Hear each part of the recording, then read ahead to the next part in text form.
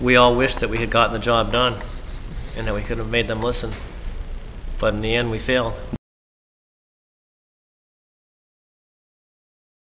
So do you feel vindicated at all by what's happened? I feel more saddened by what's happened, that a lot of people lost everything.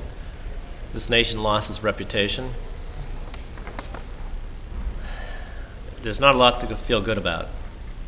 I've been warning them repeatedly for nearly a decade, and they were ignoring me repeatedly for the same length of time. I knew they had a lot to answer for. They had a budget of $900 million a year, 3,500 staffers, only 2 of which were helping me, and 3,498 were not helping me.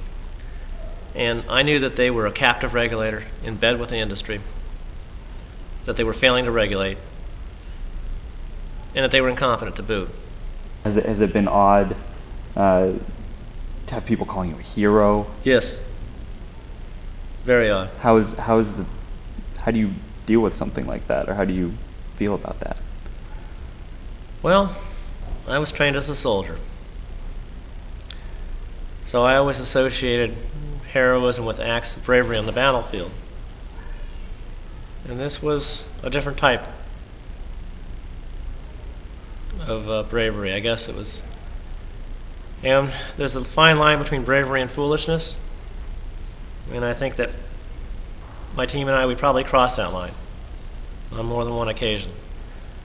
We probably took some risks that were above and beyond the call, and we had a happy ending for us. It could have gone the other way. We all have families, and maybe we kept going too long, and maybe we should have thought more about what we were doing. So you're not sure you should have pursued it so hard? It was, we saw him as such a huge threat, and we felt that we had to keep going, that if the government won't act, that's not an excuse for good citizens to sit idly by and not do anything, because otherwise the nation falls apart. And if not us, then who? Because there was no one backstopping us. We were the last line of defense.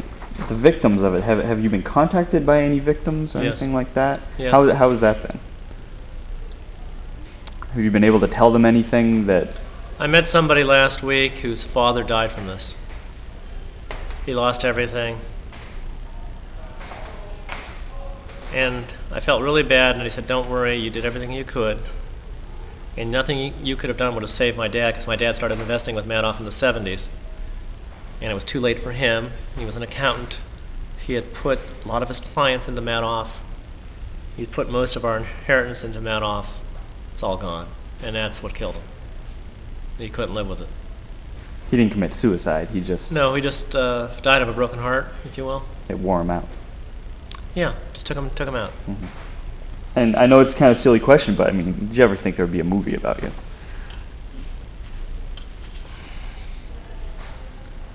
Of course not. No. But how weird is that, though? It took months to get used to those ideas, and at first I didn't want to do anywhere near it. My feeling is I make a lot more from my cases than I do from books and movies. But I realize it's for the history books, so I do it. It's something that was going to be done anyway, with or without my team. And if we wanted to have any chance on shaping the outcome and the quality of whatever book and movie was produced, then we really needed to take a proactive stance and cooperate with a publishing house and with a movie producer. Otherwise, it was going to be the same old that Hollywood is known for. And so, reluctantly, we're doing the book and the movie. I had a really good life before Madoff turned himself in. If I can go back to that, I would.